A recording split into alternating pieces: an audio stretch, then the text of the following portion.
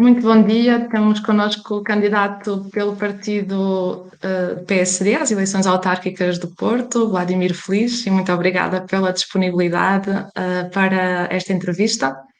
Nós vamos então fazer 5 questões-chave, que gostaríamos muito de conhecer sucintamente o seu posicionamento e as propostas para os próximos 4 anos de mandato. A primeira questão: acha que todos os portuenses devem ter direito a um jardim de sossego com dimensões e qualidade que sejam suficientes para serem utilizados como um espaço de descanso e de lazer, recreio, e que esteja pelo menos a 15 minutos de distância da sua casa? E o que é que estaria disponível para fazer neste sentido se ganhar as eleições? Antes de mais, muito bom dia, obrigado pelo convite.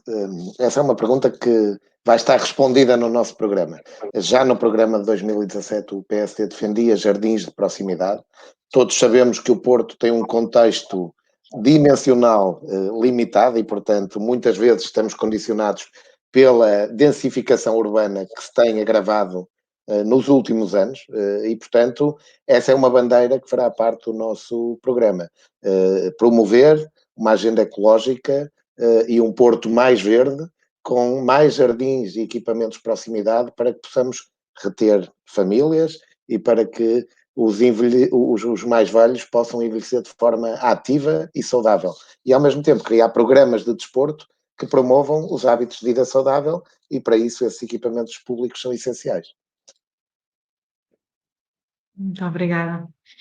E considera que é importante melhorar a qualidade do ar, nomeadamente no centro da Boa Vista e na Baixa do Porto? E já agora também melhorar a qualidade das medições desta qualidade do ar. E o que é que estaria disponível para fazer neste sentido? Temos que ser, acima de tudo, transparentes com os portuenses. E se queremos exibir os indicadores, digamos, aquela que é a qualidade do ar, daqueles que são os fluxos de mobilidade, nós temos hoje tecnologia que viabiliza essa monitorização da qualidade do ar, do trânsito, de muitas outras variáveis que têm a ver com a gestão da cidade e que são importantes para formar o processo de decisão. Portanto, a nossa ideia é criar uma plataforma de inteligência urbana que sirva não só para dar indicadores aos portuenses, ou para servir de base ao desenvolvimento de serviços para startups, para empresas que se fixem no Porto, mas também sirvam para suportar a decisão política, de gestão ou técnica do município.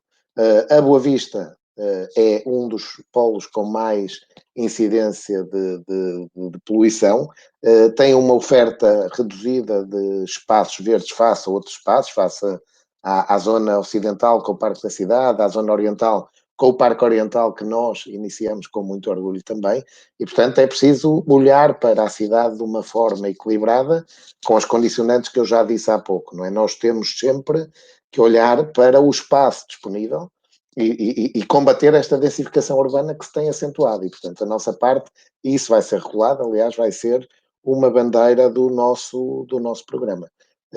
Portanto, muito foco nessa política de transparência com os cidadãos e muito foco na promoção de uma agenda ecológica, de novas funcionalidades e de uma nova configuração do espaço público, com soluções de mobilidade também de nova geração, que permitam que os portuenses possam prescindir do seu transporte individual para fazer a sua vida diária. E isso não se faz criando constrangimentos ao automóvel, faz oferecendo um serviço de mobilidade e transportes de excelência. Muito obrigada. E acha que a cidade do Porto pode fazer mais pela preservação e classificação do património histórico da cidade, nomeadamente de edifícios de elevado interesse para a memória coletiva do Porto, como é o caso da estação ferroviária da Boa Vista? Sim, a estação ferroviária é um ícone, digamos, da evolução da cidade no setor dos transportes. E este ano vivemos o ano europeu do transporte ferroviário, portanto ainda mais relevância ganha. E, portanto, aquilo que diferencia o Porto dos restantes pontos do globo é a sua autenticidade, a sua genuinidade, que está muito assente nas suas gentes e no seu património. E, portanto, uma bandeira que tem que fazer parte da agenda de todos nós, e aí não só da autarquia, mas todos aqueles que temos património na cidade, todos aqueles que vivemos na cidade, temos que cuidar do espaço público, preservar o nosso património e garantir a nossa história e a nossa diferenciação. É isso que nos torna diferentes dos outros.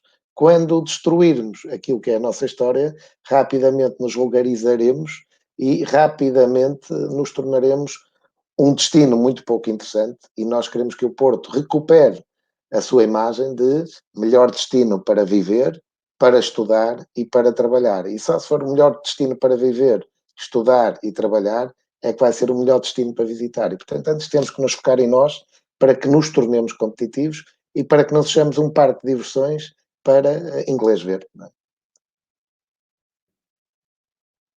Muito obrigada. E a próxima pergunta é sobre o que é que pensa sobre a proliferação das grandes superfícies comerciais no centro da cidade, nomeadamente a sua implantação em terrenos que não estão ainda construídos, como é o caso do terreno público ferroviário da Boa Vista? Portanto, acha que é relevante implementarmos medidas que de alguma maneira reduzam esta proliferação, previnam o consequente abandono destes espaços, O, o, como temos Porto, visto? o Porto, ao longo dos últimos anos, e quando o PSD foi governo, conseguiu combater um pouco essa proliferação. É um sinal dos tempos e também não podemos condicionar totalmente o mercado. Esses investimentos trazem emprego, temos é que olhar para eles de uma forma equilibrada, não é? E aqui envolver não só os agentes económicos da envolvente onde essas superfícies se vão implementar, envolver o comércio tradicional, porque é muito importante e neste contexto de Covid ganha uma relevância ainda maior porque nós mudamos os nossos hábitos de consumo e, portanto, todo o modelo de cidades se vai transformar, nós precisamos trazer novas disciplinas para o pensamento das cidades, como a arquitetura, as ciências, a matemática, a engenharia, as artes, a arquitetura, porque os hábitos de vida, os hábitos de socialização mudaram. E, portanto, quando temos investimentos importantes, como eu disse, que geram emprego, geram dinâmica económica, retêm receita no Conselho, porque senão ela também foge do Conselho e agrava, digamos, a carga fiscal que nós depois também, enquanto cidadãos, teremos, tem que ser pensada e estruturada do ponto de vista da mobilidade, da sustentabilidade, do impacto que tem no comércio tradicional e noutros investimentos âncora que já existam na zona. E obviamente que no caso concreto da zona da estação ferroviária e de todo aquele espaço, há que preservar e garantir o direito de preferência pelo espaço verde de que a Câmara está a prescindir em troco de uma taxa. Tendo a Câmara os cofres cheios, como todos sabemos e é público, não faz sentido tomar este tipo de decisões e faz sentido tomar decisões equilibradas que conjuguem, protejam o património arquitetónico, a estação, que protejam também a volumetria e o enquadramento arquitetónico, porque temos a Casa da Música ali bem perto, que promovam esse espaço verde e esse equipamento público e que promovam a discussão pública deste investimento, como o PSD propôs na Assembleia de Freguesia do Centro Histórico, em que teve votos favoráveis de todas as forças políticas, à exceção do movimento Rui Moreira, que teve um voto contra e 3 abstenções. E, portanto, o que nós defendemos está bem claro nessa proposta que já partilhamos convosco, que queremos levar à Assembleia Municipal, onde recomendamos que houvesse uma discussão em Assembleia Municipal deste tema com todos os envolvidos e impactados. Não somos radicalmente contra, concluindo,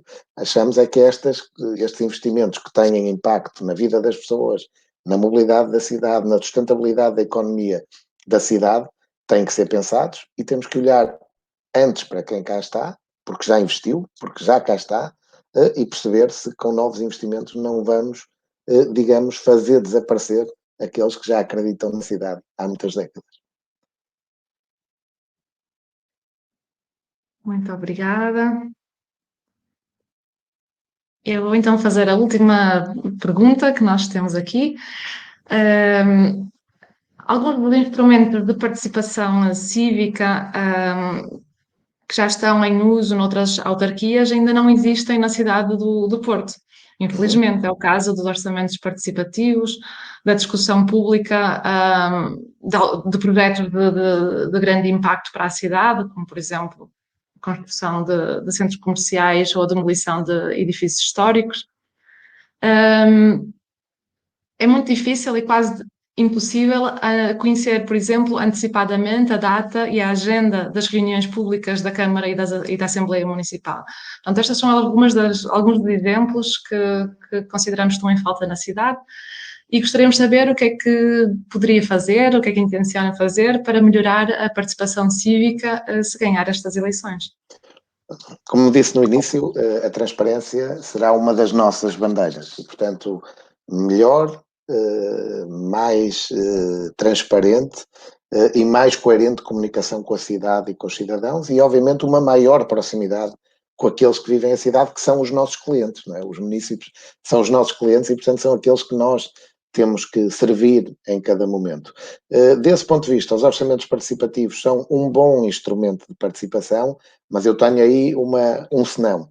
Eu defendo que devem existir, mas a participação nos orçamentos participativos deve estar limitada a quem exerceu o direito de voto nas eleições. Porquê? Porque nós temos que incentivar a participação eleitoral e se estamos a criar instrumentos alternativos, estamos a beneficiar quem naquele dia não foi votar e se desinteressou do processo democrático em detrimento de uma comunidade que, por ter acesso a um conjunto de meios, pode influenciar de forma mais direta uma decisão. E não é justo. Não é justo porque quem foi votar exerceu um direito cívico, votou no projeto em que mais acreditava e mesmo não sendo o projeto escolhido, esse projeto tem que ter mais peso do que um projeto de alguém que não teve interesse nesse dia em ir votar. E, portanto, é importante chamar os jovens, é importante estas ferramentas de gaming, de recompensa, de até acumulação de créditos, como fazem já outras cidades, que podem ser usados em diferentes aquisições na cidade, em parceiros, pela nossa participação cívica tem que ser incentivado.